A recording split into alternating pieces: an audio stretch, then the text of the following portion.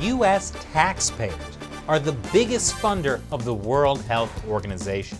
But it's rife with corruption, and it's done some sketchy things when it comes to China's coronavirus outbreak.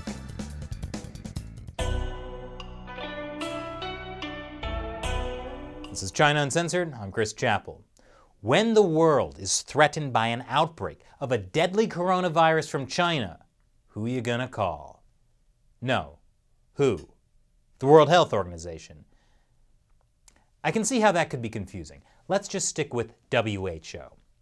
And I can see how the WHO's response to the coronavirus could also be confusing, because it's hard to understand how the main global organization charged with handling it could have screwed up so badly.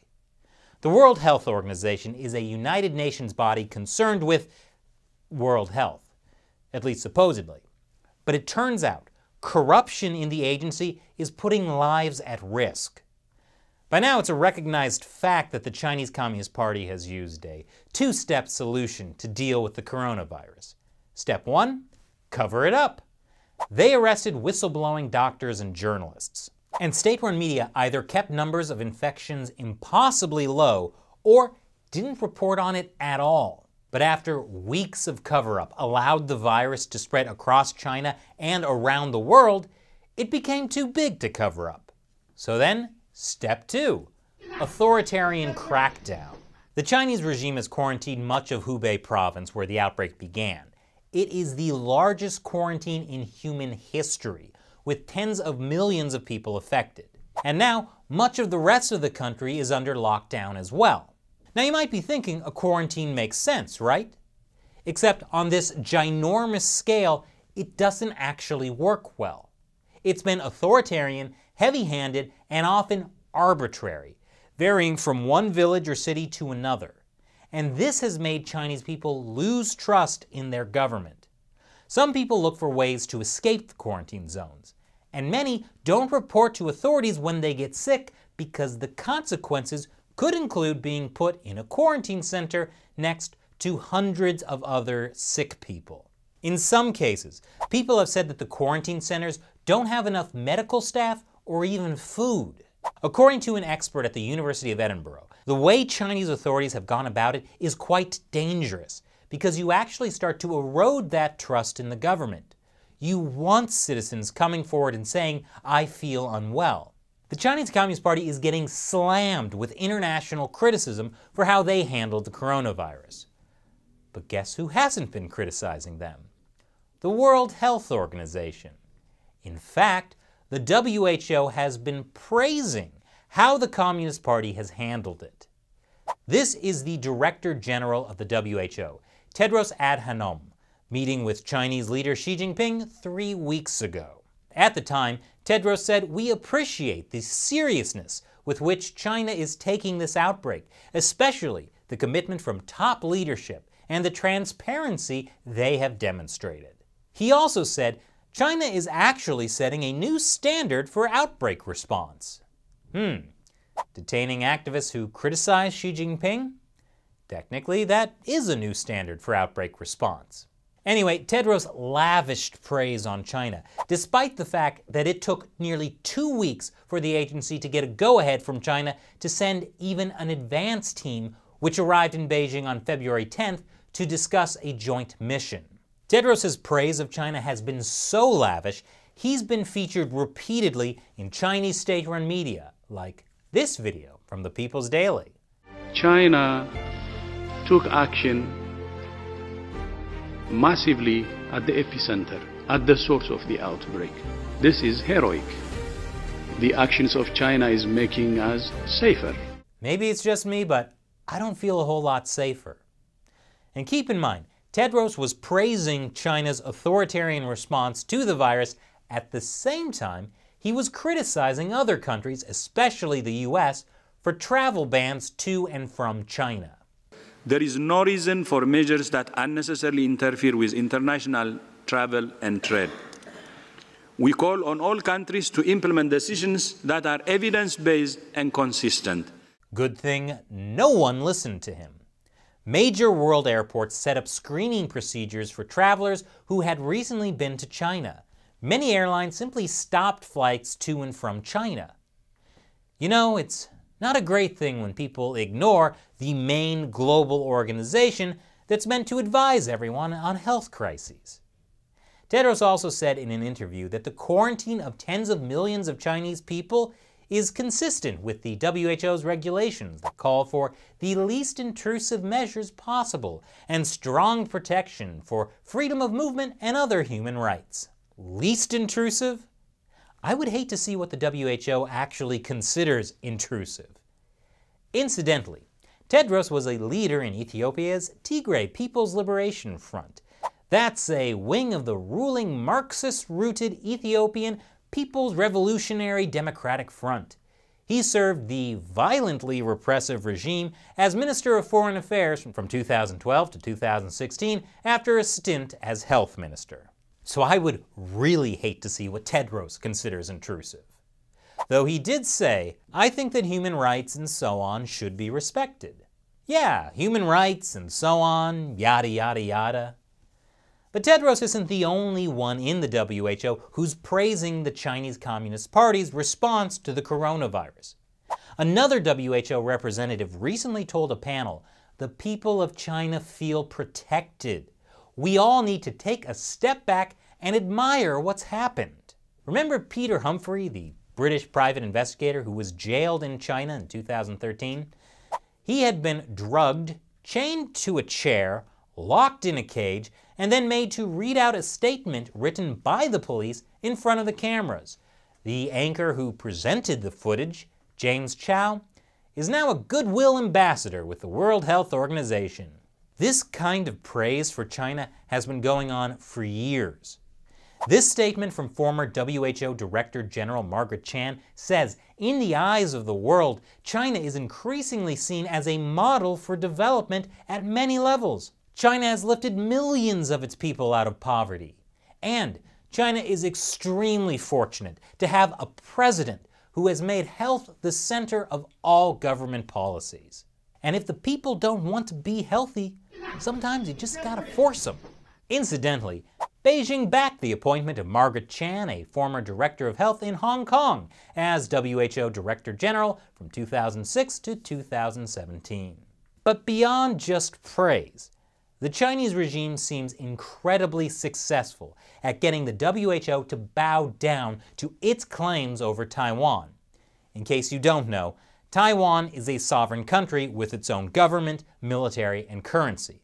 But the Chinese regime considers it part of China. And China has used its influence in the WHO to keep Taiwan out. Here's a speech given at a WHO meeting last year. There is simply no principled basis why Taiwan should not be here. The only reason why it is not here now is because of the fact that the government in Beijing does not like the current administration in Taipei. And yet, Taiwan is not allowed to join the World Health Organization as a member state, or even as an observer. And that puts Taiwan's population of 23 million people at risk.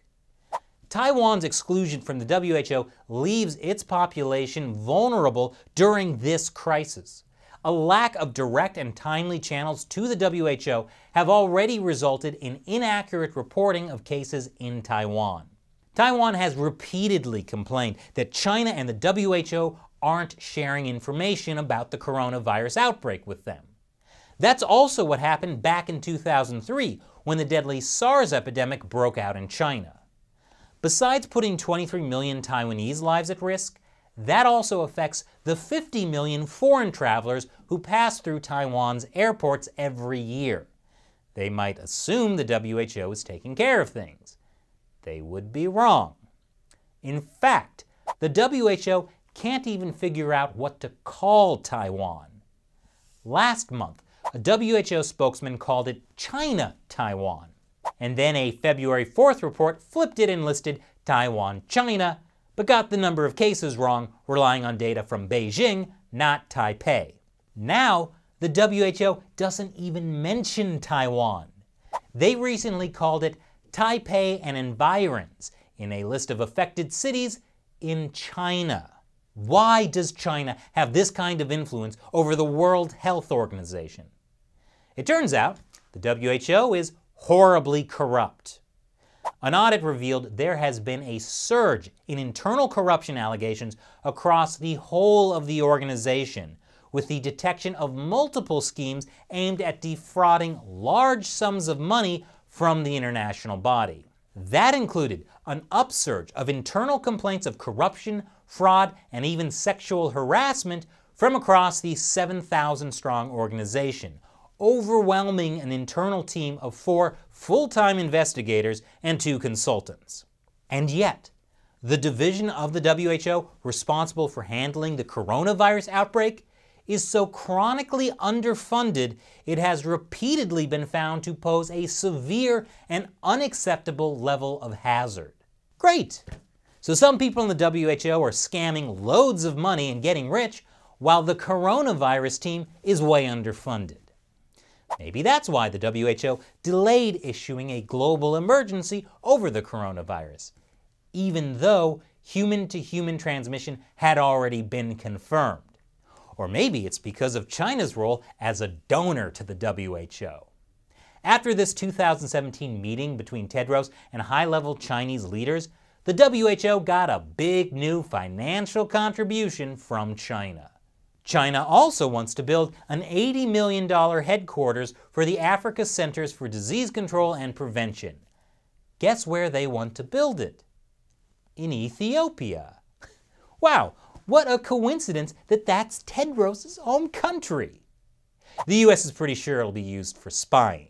But China's importance to the WHO derives not so much as a current donor, but as a future source of funds and a partner with which to tackle the biggest global health problems. Well, China's got the money and 20% of the world's population. But is the ruling Communist Party really a good partner with which to tackle the biggest global health problems? A lot of health experts are furious at the WHO for their praise of China's response to the coronavirus and their delay in issuing a global emergency. According to Lawrence Gostin, a professor of global health law at Georgetown University, who also provides technical assistance to the WHO, we were deceived.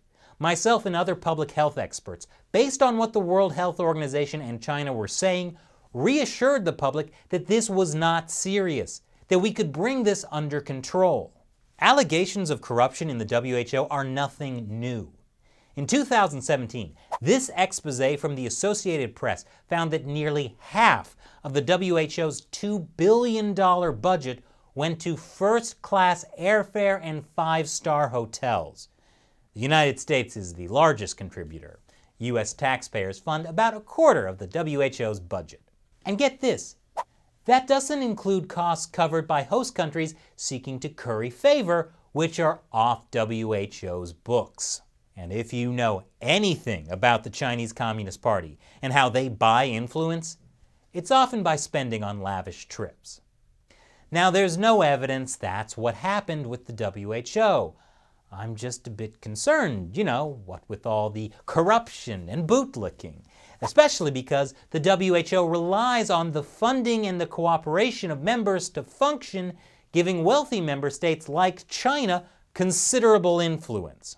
So I know right now you're probably pretty worried about getting accurate information about the coronavirus outbreak. Fear not.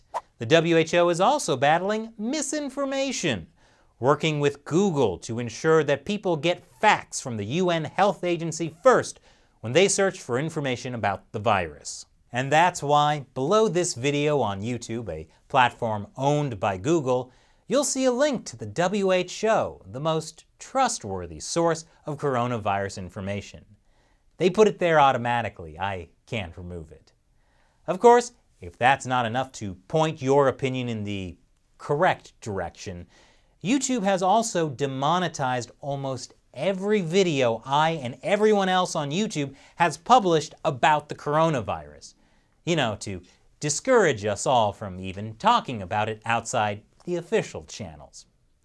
But what Google, YouTube, the WHO, and China didn't count on was the amazing support of what I call the China Uncensored 50 Cent Army. They're fans of the show who contribute on the crowdfunding website Patreon. Because of their financial support, I can make an episode about how China, the WHO, and Google don't have your best interests at heart when it comes to the coronavirus outbreak. They can demonetize China Uncensored all they want, and I'll just keep making episodes anyway. So as a thank you to members of the China Uncensored 50-cent Army, I answer questions from them at the end of some of my episodes. Today's question comes from Tony Chapkowski. He asks, Tedrose, really on the ball? China has huge investments in Ethiopia, where he hails from, and their airline is still flying to China. It makes Kenya, next door, very afraid. You know, I never even thought about that, but it turns out that yes, China is investing heavily in Ethiopia. And since Chinese investment is called debt trap diplomacy, it should come as no surprise that about half of all Ethiopia's debt belongs to China. The largest part of the debt was for the construction of the $4 billion Ethiopia-Djibouti Railway. The Export-Import Bank of China backed the project with $3.3 billion in loans. The railway has so far been crippled by light loads, electricity shortages, and disruptions due to protests. But hey, it connects Ethiopia to China's first overseas military base in Djibouti. So that's worth it, right? Chinese investment in Africa has been called a new colonialism. Could Chinese investment in Ethiopia affect Tedrose's decision-making as Director-in-Chief of the WHO? Obviously, I can't say for sure. But let's just say I feel extra comforted by the WHO link YouTube is putting below this video. Take it away, Tedrose. The actions of China is making us safer. Thanks for your question, Tony. And thank you for watching. Please be sure to subscribe to China Uncensored. I've been hearing from a lot of subscribers. YouTube has unsubscribed them. So yeah, make sure you're subscribed. Turn that notification bell on so you get notified when we have new episodes. And please, help share these videos. I'm sure the WHO and the Chinese Communist Party will really appreciate it. And as always, check out patreon.com/ChinaUncensored if you'd like to join the China Uncensored 50-cent Army to support this show. Once again, I'm Chris Chappell. See you next time.